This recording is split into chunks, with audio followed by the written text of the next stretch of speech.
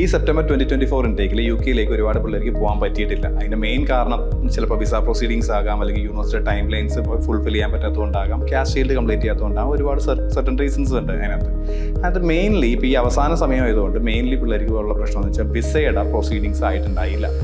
അങ്ങനെയും വരാം. Say for example നമ്മളിപ്പോൾ 1-ാം തീയതിയാണ് നമ്മളുടെ വിസ ഫയൽ ചെയ്തത്, അതായത് IHS പേയ്മെൻറ്റ് അടച്ച് വിസയുടെ പേയ്മെൻറ്റ് അടച്ച് നമ്മൾ ഫയൽ ചെയ്യുന്നത് 1-ാം തീയതിയാണെന്ന് കരുതുക. ബയോമെട്രിക്സ് കിട്ടുന്നത് ഏകദേശം ഒരു 7-ാം തീയതിയിലേക്കായിരിക്കും നമുക്ക് ബയോമെട്രിക്സ് കിട്ടുന്നത്. ബയോമെട്രിക്സ് എന്ന് പറയുന്നത് നമ്മുടെ VFS ഓഫീസിൽ, അതായത് ഇപ്പോൾ നമ്മൾ കേരളത്തിൽ നിന്നാണെന്നുണ്ടെങ്കിൽ നമ്മുടെ കൊച്ചിയിലായിരിക്കും നമ്മുടെ VFS ഓഫീസ് വരുന്നത്. അപ്പോൾ VFS ഓഫീസിൽ ചെന്നിട്ട് നമ്മുടെ ബയോമെട്രിക്സ്, നമ്മുടെ ഡോക്യുമെൻറ്റ്സ് എല്ലാം കൂടെ കൊടുത്തതിന് ശേഷം നമ്മളുടെ വിസ പ്രോസസ്സ് ചെയ്യാൻ അപ്പോഴാണ് തുടങ്ങുന്നത്. അവിടെ നിന്ന് ഏകദേശം ഒരു 20 to 25 ഡേയ്സ് എടുക്കും നോർമൽ വിസയിൽ പ്രോസസ്സ് ചെയ്യാനായിട്ട്. ഇഫ് അറ്റ് ഓൾ നമുക്ക് സമയമില്ല എന്നാണെന്നുണ്ടെങ്കിൽ നമ്മൾ നോർമൽ വിസ അല്ലാതെ പ്രയോറിറ്റി വിസ എന്ന് പറഞ്ഞൊരു വിസയുണ്ട്. അതായത് എക്സ്ട്രാ ഒരു 60,000 to 65,000 കൊടുത്തു കഴിഞ്ഞാൽ നമ്മുടെ വിസ വിത്തിൻ ഒരു 1 വീക്ക് അല്ലെങ്കിൽ ഒരു 10 ഡേയ്സിനുള്ളിൽ നമുക്ക് വിസ കിട്ടും. അപ്പോൾ ഇങ്ങനത്തെ കുറച്ച് കാര്യങ്ങൾ വിസ ഓഫീസിലുണ്ട്. പക്ഷേ ഇഫ് അറ്റ് ഓൾ നമ്മൾ ഫയൽ ചെയ്യുന്ന സമയത്ത് നമ്മൾ നോർമൽ അല്ലെങ്കിൽ നോർമൽ വിസയാണ് കൊടുക്കുന്നതെന്നുണ്ടെങ്കിൽ നമ്മുടെ വിസ ഏകദേശം 20-25 ഡേയ്സ് കഴിഞ്ഞിട്ട് നമ്മുടെ കയ്യിൽ കിട്ടുള്ളൂ. അപ്പോൾ ഇതിലേക്ക് ലീഡ് ചെയ്യുന്ന കുറച്ച് കാര്യങ്ങളുണ്ട്. ക്യാസിൻ്റെ പ്രൊസീജിയേഴ്സ് ആയിരിക്കാം, നമ്മുടെ ക്രെഡിബിലിറ്റി ഇൻ്റർവ്യൂയുടെ ഔട്ട്കം ആയിരിക്കാം, അങ്ങനത്തെ ഒരുപാട് കാര്യങ്ങളാണ് നമുക്ക് ഇതിനകത്തേക്ക് ലീഡ് ചെയ്യുന്നത്.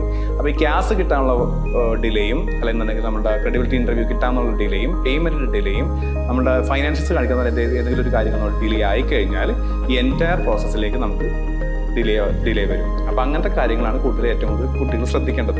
ഈ കഴിഞ്ഞ ഇൻടേക്കിൽ അങ്ങനെ പോകാൻ പറ്റാത്ത പിള്ളേരാണെന്നുണ്ടെങ്കിൽ അടുത്ത ഇൻടേക്കിലേക്ക് ഡിഫർ ചെയ്യാൻ പറ്റും. ഇപ്പം നമ്മൾ സെപ്റ്റംബർ ഇൻടേക്കിൽ കൊടുത്തേക്കുന്ന ഒരു കോഴ്സ് ജാനുവരി ഇൻടേക്കിൽ ആ സെയിം യൂണിവേഴ്സിറ്റി അവൈലബിൾ ആണെന്നുണ്ടെങ്കിൽ അവർക്ക് ഡെഫർമെൻറ്റിന് കൊടുക്കാൻ പറ്റും. ഡെഫർമെൻറ്റിന് കൊടുത്തു കഴിഞ്ഞ് കഴിയുമ്പോഴത്തേക്കും നമുക്ക് യൂണിവേഴ്സിറ്റി നമുക്ക് പുതിയൊരു ഓഫർ ലെറ്റർ റിലീസ് ചെയ്യും. ജാനുവരി ഇൻടേക്കിലേക്ക് വേണ്ടിയിട്ടുള്ള ഓഫർ ലെറ്റർ റിലീസ് ചെയ്യും.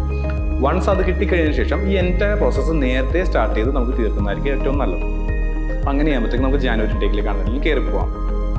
കൂടുതലും സ്റ്റെം റിലേറ്റഡ് കോഴ്സുകൾ ജാനുവരി ഇൻടേക്കിലേക്ക് അവൈലബിൾ ആയിരിക്കില്ല. But still there are universities, ചില യൂണിവേഴ്സിറ്റികൾ സ്റ്റെം റിലേറ്റഡ് കോഴ്സുകൾ അവൈലബിൾ ആയിട്ട് കൊടുക്കുന്നുണ്ട്. ബിസിനസ് റിലേറ്റഡ് ഒട്ടുമിക്ക എല്ലാ കോഴ്സുകളും നമുക്ക് ജാനുവരി ഇൻടേക്കിലേക്ക് അവൈലബിൾ ആയിരിക്കും. സോ ആ കാര്യം കൂടെ നോക്കണം. ഇതാണ് മെയിൻലി നമുക്ക് ശ്രദ്ധിക്കേണ്ട കുറച്ച് കാര്യങ്ങൾ.